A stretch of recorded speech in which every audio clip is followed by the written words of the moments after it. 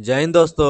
आज मैं सूरजमणि कुमार सार्थक मार्गदर्शक के यूट्यूब प्लेटफॉर्म पर आप लोग का स्वागत करता हूं। आज मैं राशियों का तुलना का लेक्चर 5 लेकर प्रस्तुत हूं, जिसमें साधारण ब्याज और चक्रवृद्धि ब्याज के बारे में जानेंगे। तो चलिए देखते हैं कुछ साधारण ब्याज और चक्रवृद्धि ब्याज से संबंधित कुछ पहले टर्म है, कुछ शब्द है, उस शब्द को समझते हैं। मूलधन। मूलधन वह राशि है जो किसी से उधार लिया गया हो या किसी को उधार दिया गया हो। यानी कि मूलधन क्या होता है? तो मूलधन किसी से अगर कोई बकाया किसी को अगर हम देते हैं, यानी किसी को बकाया दिए या किसी से हम क्या किए तो कर्ज लिए। ये दो जो राशि जो है, शुरुआती की राशि जो कर्ज लिया गया हो या किसी को बकाया दिया गया हो, वह राशि क्या कहलाता है? तो वह राशि मूलधन कहलाता है।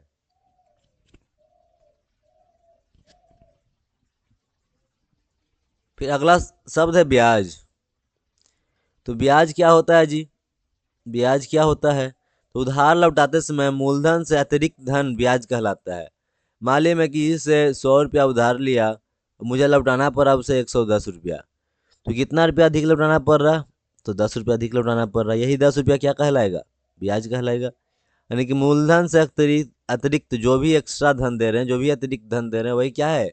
ब्याज है। या मूलधन पर लगा सूद, मूलधन पर लगा सूद को क्या कहेंगे? ब्याज कहेंगे। दर क्या है? तो यह निर्धारण करता है कि सूद कितना होगा। यह निर्धारण करता है कि सूद कितना होगा। सुने होंगे गांव में कि 5 रुपये सैकड़ा, 5 रुपये सैकड़ा। 5 रुपये सैकड़ा करने का मतलब अगर आप 100 रुपया कर्ज लेते हैं तो आपको 5 रुपया उसका एक महीना के अंदर क्या देना पड़ेगा? सूद देना पड़ेगा। या कहीं सुनते होंगे कि 5% वार्षिक, 5% वार्षिक। तो कहने का मतलब 100 रुपया का एक साल में कितना बढ़ जाएगा? 5 रुपया बढ़ जाएगा। यानी कि जो भी लगेगा आपको 100 पर लगेगा।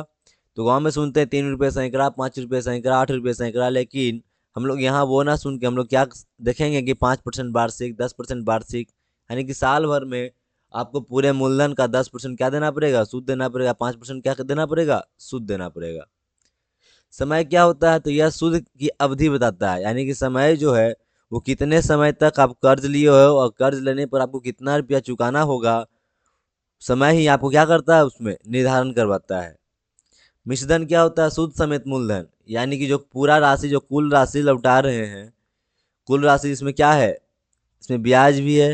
इसमें क्या है? इसमें शुरुआत का लिया गया मूलधन भी है। यानी कि मूलधन के साथ टोटल को, ब्याज को लौटा देते हैं तो मेरा क्या कहलाता है? वो धन मिश्रधन कहलाता है। यानी कोई धन ब्याज के साथ मिल के वो क्या बन जाएगा? तो मिश्रधन बन जाएगा। तो देखते हैं ब्याज कितने प्रकार के होते हैं। तो ब्याज दो प्रकार के होते हैं। ब्याज दो प्रकार के होते हैं। एक पहला होता है साधारण ब्याज, दूसरा है चक्रवृद्धि ब्याज। अब साधारण ब्याज क्या होता है और चक्रवृद्धि ब्याज क्या होता है, इसमें तो दोनों में कुछ अंतर देख लेते हैं या दोनों के बारे में देख लेते हैं। कि साधारण ब्याज, जब ब्याज हर साल एक समान राशि में जुड़ता है तो उसे साधारण ब्याज कहते हैं। जब ब्याज क्या हर साल यानी प्रत्येक साल एक समान राशि, कौन सी राशि? समान राशि में जुड़े तो क्या कहेंगे? उसे साधारण ब्याज। लेकिन चक्रवृद्धि किसे कहते हैं? जब ब्याज हर साल मूलधन में जुड़कर अगले वर्ष के लिए नया मूलधन बनाता है तो उसे चक्रवृद्धि ब्याज कहते हैं। यानी क्या यहाँ पर हो गया? से मान लीजिए एक उदाहरण रूप यहाँ समझते हैं कि आपके पास 100 रुपया है, एक साल का ब्याज उसमें 10 रुपया, दूसरे साल का ब्याज भी कितना होगा? 10, फिर कितना होगा? 10। इस किस में होगा? ये साधारण ब्याज में। लेकिन चक्रवृद्धि ब्याज में ये 100 है तो पहले साल का ब्याज कितना? 10। लेकिन अब ब्याज इस पर दोनों पर लगेगा तो नया मूलधन बना लेगा 110। तो 10 पर जो ब्याज लगेगा कितना लगेगा? 11 रुपये का। तो अब ये दोनों मूलधन बना देगा कितना? 121। अब ब्याज कितना लगेगा? 12.1 रुपये का। यानी कि ये कह रहा है कि ब्याज हर साल मूलधन में जुड़कर अगले वर्ष के लिए नया मूलधन बनाता है। यानी कि ब्याज ये पहला साल का है, मतलब शुरुआती में 10 ब्याज हुआ तो मूलधन हमने अगले साल के लिए कितना हो गया? वो 110 हो गया। लेकिन इसमें मूलधन प्रत्येक साल कितना रहेगा? 100 ही रहेगा। इसी कारण साधारण ब्याज में हर साल जो ब्याज देना होता है समान राशि देना होता है। लेकिन चक्रवृद्धि ब्याज में क्या होता है? तो ये कह सकते हैं सूद पर सूद। चक्रवृद्धि ब्याज को कह सकते हैं सूद पर सूद। यानी कि 100 रुपया पर सूद तो लगेगा ही, जो सूद हुआ उस पर भी सूद लगेगा, यानी कि उस पर भी ब्याज देना होगा। किसमें कहलाता है? तो चक्रवृद्धि ब्याज में होता है। देखिए साधारण ब्याज का फॉर्मूला दिया हुआ है कि मूलधन गुने समय गुने दर बटा में 100। मूलधन गुने समय गुना दर बटा में 100। एक एग्जाम्पल भी समझाने की आपको कोशिश करते हैं यहाँ पर कि मान लीजिए कि मूलधन आप जो ले लिए 1,000 रुपया, मूलधन 1,000 रुपया, समय लिया 2 वर्ष के लिए। कितने वर्ष के लिए? 2 वर्ष के लिए। और जो दर लिया वो 5% वार्षिक, 5% वार्षिक। अब यहाँ पर साधारण ब्याज निकालने के लिए क्या करना पड़ेगा? तो मूलधन गुना में समय गुना में दर बटा में 100। 2 शून्य से 2 शून्य, तो 10 दूनी 20, अभी बचे 100। 100 आपका क्या आ गया? तो सर आपका ब्याज आ गया। लेकिन यही देखते हैं सेम चीज़ किस में? ये मिश्रण, जो मिश्रण का फार्मूला आते किस में मिश्रण है? जब आप चक्रवृद्धि ब्याज के हिसाब से मिश्रण को काउंट करना पड़ेगा। डायरेक्ट चक्रवृद्धि ब्याज का सूत्र नहीं है। तो मिश्रण बराबर क्या है जी? तो मिश्रण बराबर मूलधन इंटू 1 प्लस दर बटा 100 पर पावर कितना? जो समय उसको कहीं n से दर्शाया जाता है। तो चलिए चक्रवृद्धि ब्याज निकालेंगे तो क्या हो जाएगा? मूलधन आपका दिया हुआ है 1,000, 1 प्लस में दर कितना 5 बटा में 100 पर पावर कितना जी? 2। इसे काटेंगे कितना? तो 20 हो जाएगा। 1,000 1 प्लस 1 बटा में 20 पर पावर कितना? 2।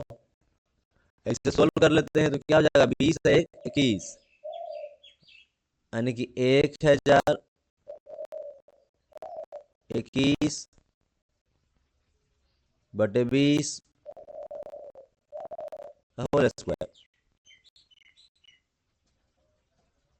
1,000 21 का स्क्वायर 441, 20 का स्क्वायर 400, 0 से 0 कट गया, ये 2 से कटा, ये 5 से कटा। अब गुना करने पर क्या हो जाएगा जी? हो गया 5 5 के 20, 5 के 20 है 2, 22 बटा में 2। अब यहाँ से क्या निकला? तो 11,02.5। देखिए ये क्या निकल गया आपका? तो ये मिश्रण निकला। आज चक्रवृद्धि ब्याज निकालना हो तो मिश्रण से क्या करना पड़ेगा? मूलधन को घटाना पड़ेगा।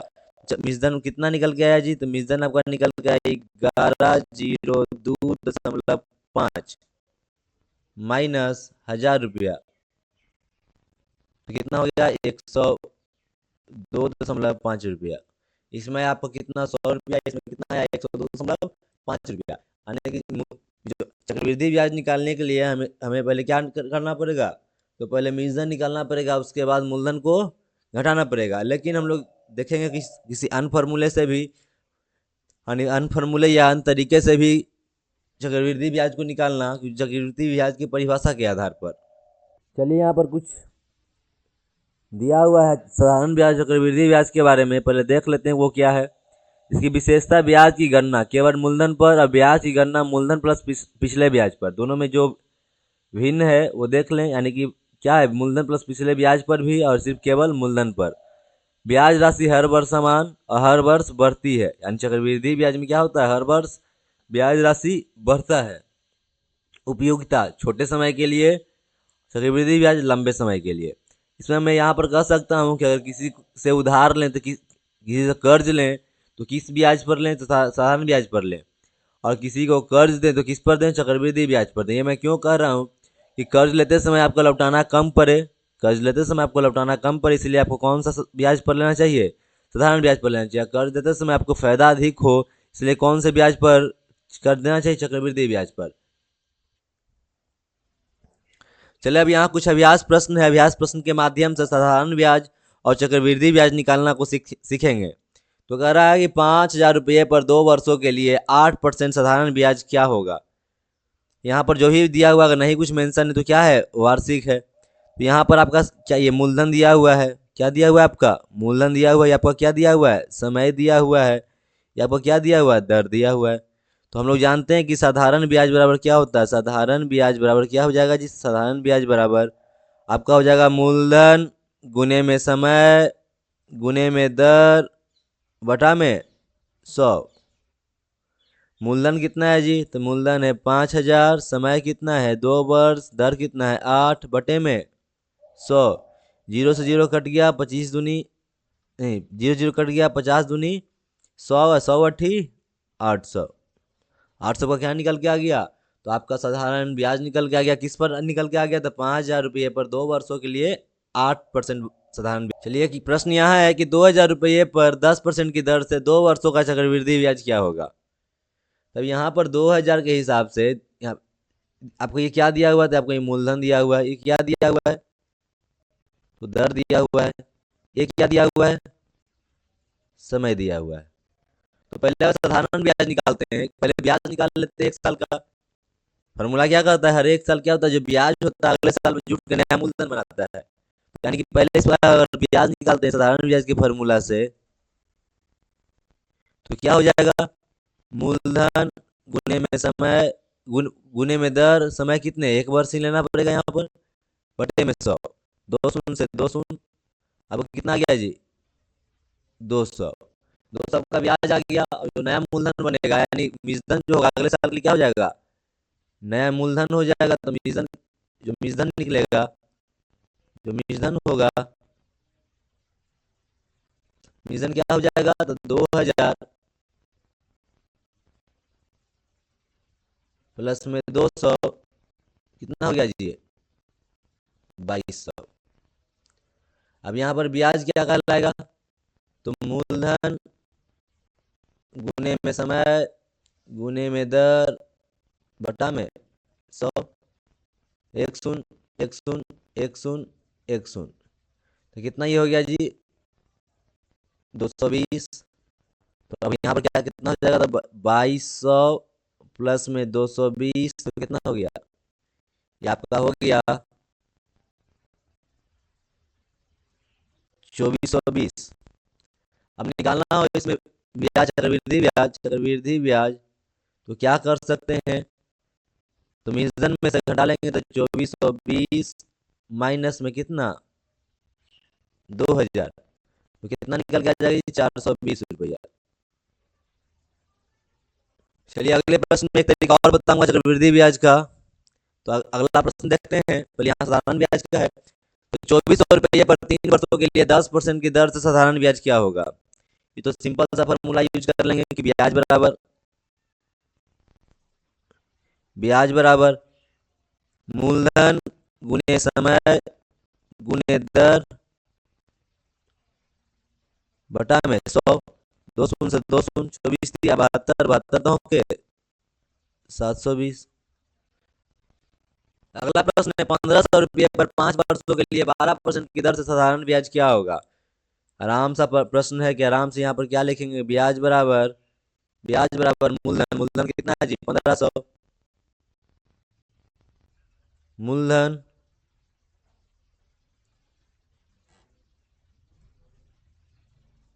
गुने समय गुने दर बटा 100। जीरो से जीरो कट गया, तो 15 बचे 75। 75 गुने में 12 कितना आएगा जी? तो चलिए 75 गुने 12 करते हैं। तो 5 दूनी 10 के जीरो बाकी हाथ में 1, 7 दूनी 14, 5 5 एकम 5, 14 5 19 है 1, 20 बाकी हाथ में 2, 7 2 9। कितना आपका आ जाएगा जी? 900 रुपया। अगला प्रश्न देखते हैं कि 3,000 रुपये पर 5% वार्षिक दर से 2 वर्षों की चक्रवृद्धि ब्याज क्या होगा?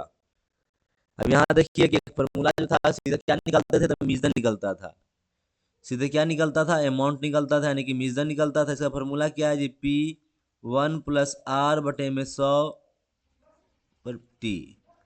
पी कितना है आपका? 3,000।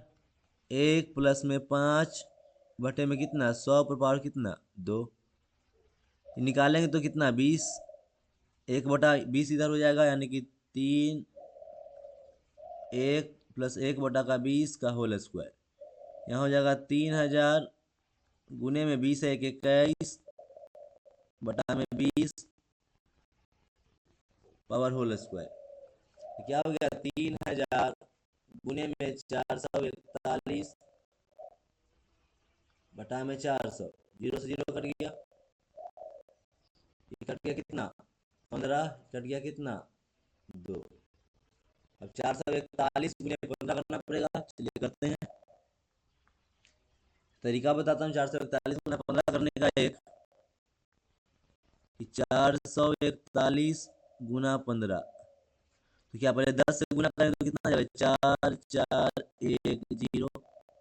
इसको आधा कर लेते हैं, ये 5 दूनी 10, 5 दूनी 10, यहाँ पर 0 हो गया, और 22 दूनी 44, दोनों को जोड़ लेते हैं तो 5 की 5, 1 6 और 6 यानी 66 15।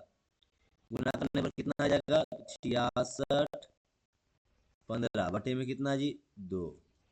सोल्व करेंगे तो क्या 33 दूनी 66, 7 दूनी 14.5।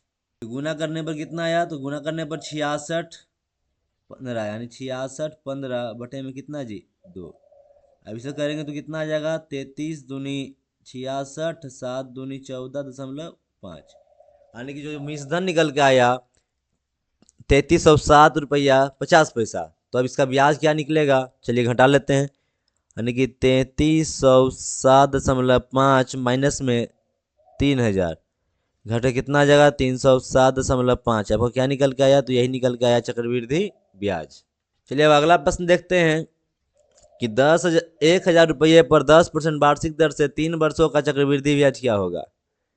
यहाँ एक नया तरीका बताता हूँ चक्रवृद्धि ब्याज का। देखिए कि पहला साल है आपका, ये दूसरा साल है आपका, और ये तीसरा साल है आपका।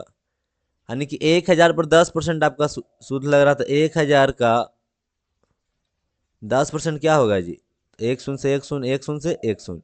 यानी कि यहाँ पर पहला साल भी कितना लग जाएगा 100 रुपया, दूसरा साल भी कितना लगेगा 100 रुपया, तीसरा साल भी कितना लगेगा 100 रुपया।